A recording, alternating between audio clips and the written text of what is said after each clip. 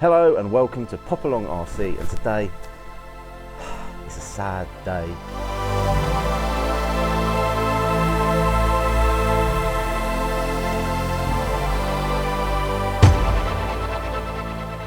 Time has come. I'm having to have a clear out of my RC car collection. Obviously Popalong channel has been growing massively over the last 18 months, and the collection has been growing equally as quickly. But before I show you what I'm getting rid of, let's take a quick look at some of my favourite cars in the collection.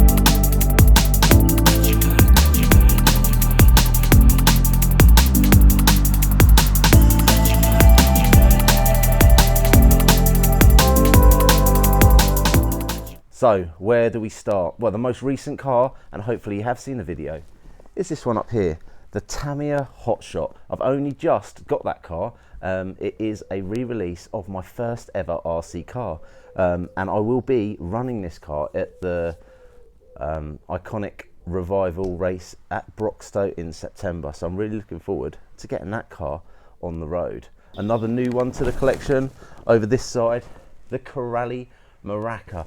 Now, we've taken this out for its first test run, but we've got lots of races planned for it. So do like and subscribe so you can see more of the action from this car. Underneath it are probably its two best competitors, the DR8, which is the FTX 6S car, and also the Arm Italian, which is one of the raciest of the Armour range and seems to perform best on the track. We have also got the Armour Typhon, which is a cracking car, but we're really struggling to get that one around the track cleanly. So at the moment, the Italian is the best of the Armour cars for the sort of driving that we do. When it comes to racing though, the car that I've spent the most time with over the last year has got to be my Tamiya Tt01. Absolutely love this car. I've competed in 3 rounds of the Iconic Cup at outdoor tracks and also at 3 of our local indoor tracks. This car's getting loads of use, and you know what? It gets so much use. I've got 2. I've got my indoor car and I've got my outdoor car. Then comes to the short course trucks. I'm a big fan of the short course trucks. We have here the Brushless Zorro, and we also have the Brush Zorro, which is a completely different platform. I've also got my HPI Blitzes. I've got 2 of those. I've got some ECX cars.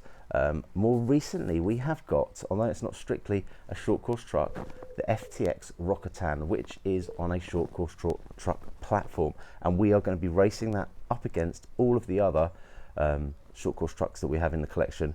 First thoughts is it's probably the fastest of all the cars. It could probably take the most abuse out of all the cars. Current settings though, it's a little bit high, and the handling, it likes to roll a little bit in the turns, but maybe if we lower it we can get that quite raceable and we can have some good competition. So again, like and subscribe if you want to see more action from the Rokotan. It is a fantastic car and I want to see how it gets on the track. Now, some of the more, what do you say, niche cars or rare cars, old cars even, I've got quite a few of those up on the shelves as well. And do you know what, I might think or consider about getting rid of a few of them. I'm a big fan of my racing, and therefore I've got several race cars from over the years. But let's take a look to see which other ones we've got. I'm going to head to the side of this. This is probably the most peculiar car in the collection. It is a race spec buggy, ideal for running indoors. Has an alley chassis on it. Cracking little thing this.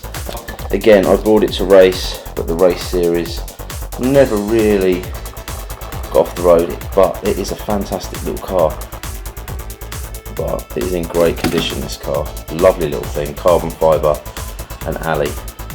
So first car we got up here is my MTC.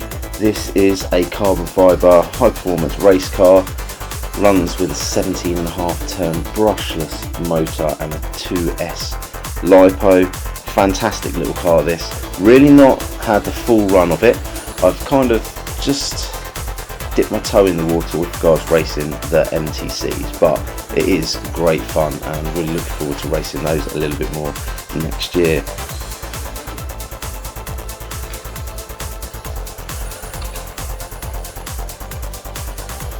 Take a look at this. So this buggy is an old classic. The car that I could potentially get kitted up. I believe it's old enough to run in the revival. I'd have to check that.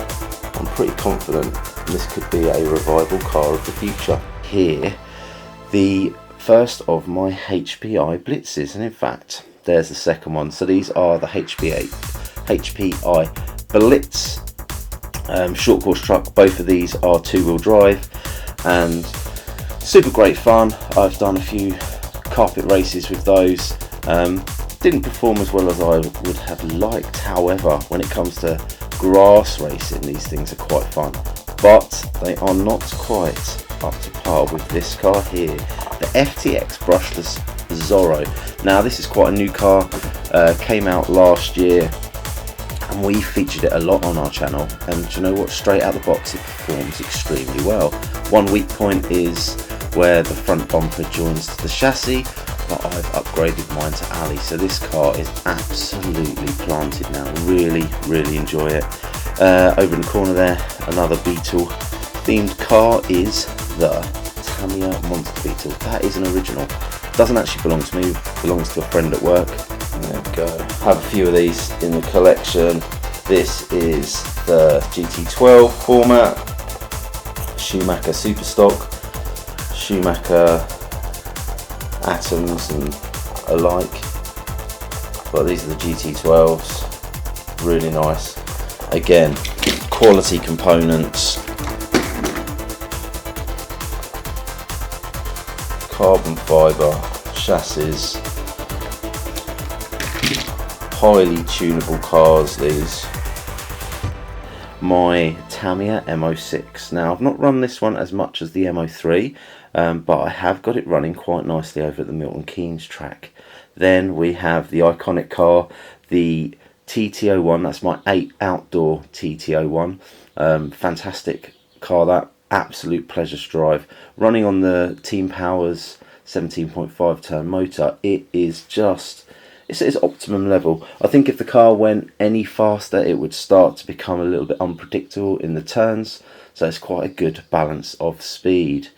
So I'm not massively into my drifting, however I do own a drift car. This is a fantastic car. It is a 3 Racing Sakura D3, so it's a little bit old, but that just goes to show how far back in time it was when I was doing my little drifting thing.